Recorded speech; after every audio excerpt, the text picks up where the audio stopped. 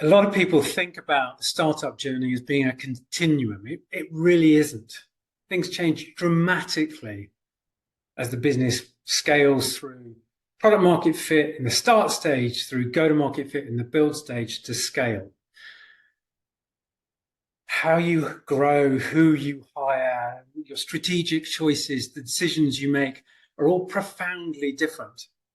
And as Andy puts it here, growing from 30 to 100 million revenue requires a whole new mindset, managing complexity on many levels. We like to think of it as multi-everything, multi-market, multi-product, multi-channels, multi-levels.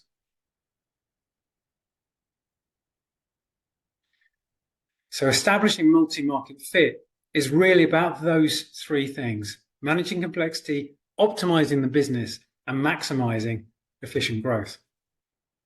This is the stage where the startup becomes a machine. We talk a lot about the kind of chaotic world of the startup, and we've talked about the repeatability that we need to build in the build stage. Here it's where we're really into a fine-tuning and optimization phase.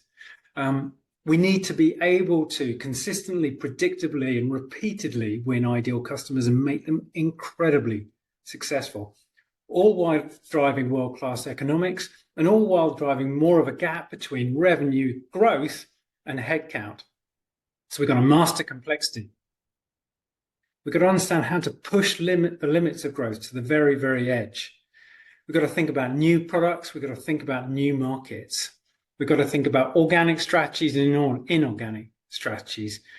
We've got to be thinking about how we're going to become a true platform and dominate our category. I would say that the biggest challenge that I've experienced in the last few years is getting really comfortable with the abstract phase of the scale.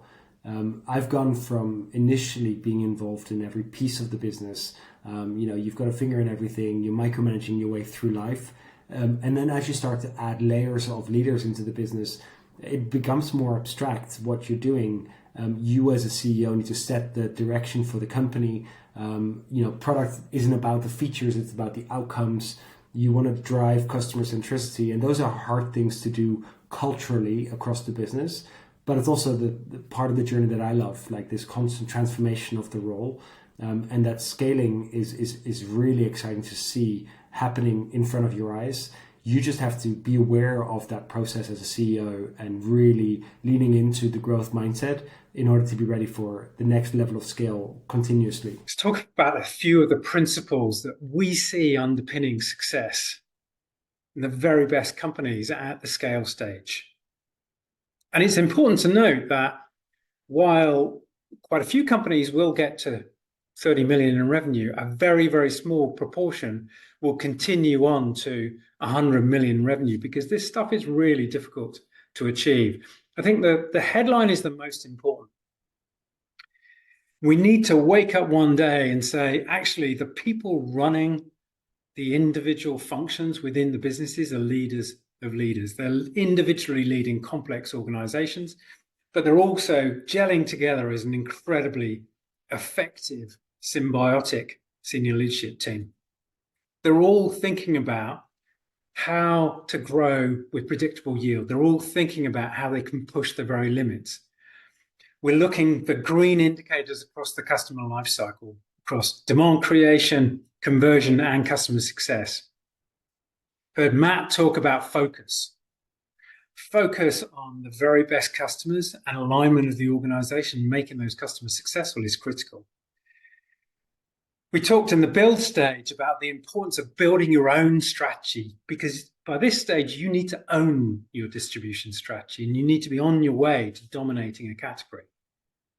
You're developing strategies for inorganic growth. You're building revenue diversity in adjacent markets and new markets. You're systematically eradicating technical debt. That becomes a really major issue because that can dramatically slow you down at this stage. You've got best-in-class systems, tech, data across the front and back office. And your forecast, credible pipeline coverage is strong. But more importantly, a better way to think about it is we know where our revenues are coming from quarters in advance.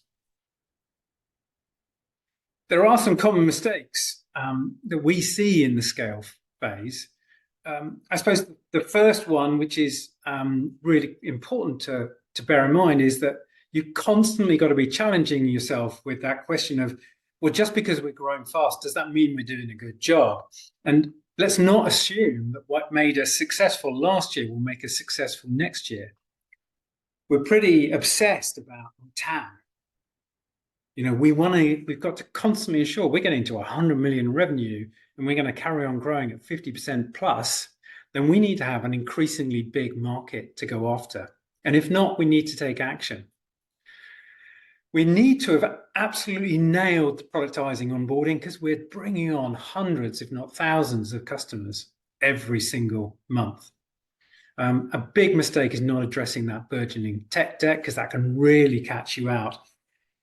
When you look at a massive cohort of SaaS data, there's a huge fall off in companies in terms of their ability to hit 100 million revenue in less than 10 years. And I think a large part of that is because of technical debt and competitive pressure and technological obsolescence. The last one, number 5, is absolutely critical. The biggest mistake is when you look around the room and every member of the senior leadership team is in the biggest job of their lives.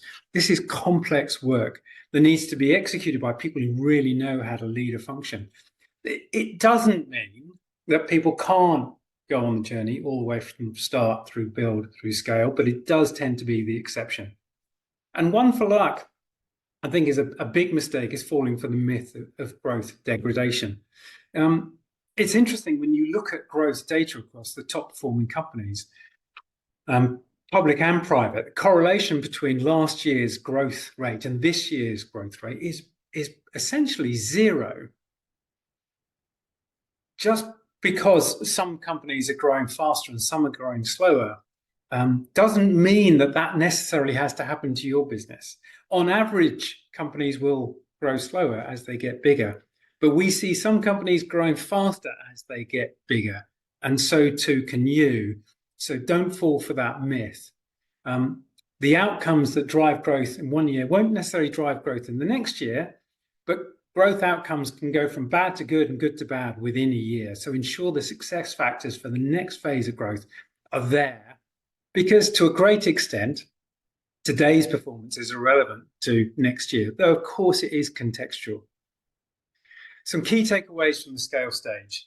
As Andy Lever puts here, there is a lot to take in, and moving past 30 million in revenue at pace is no mean feat. But 5 things that I've pulled from the conversations with all the founders I've spoken to at Notion and beyond: focus and alignment.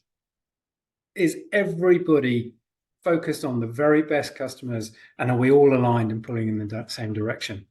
Across my leadership team and down through the organization, do I have leaders of leaders? They really know how to work together and to manage. Are we managing complexity? Are we thinking multi-everything, multi-levels of organizations, multi-channels of distribution, multiple products, multiple markets? And are we on our way to dominating our category? Thank you.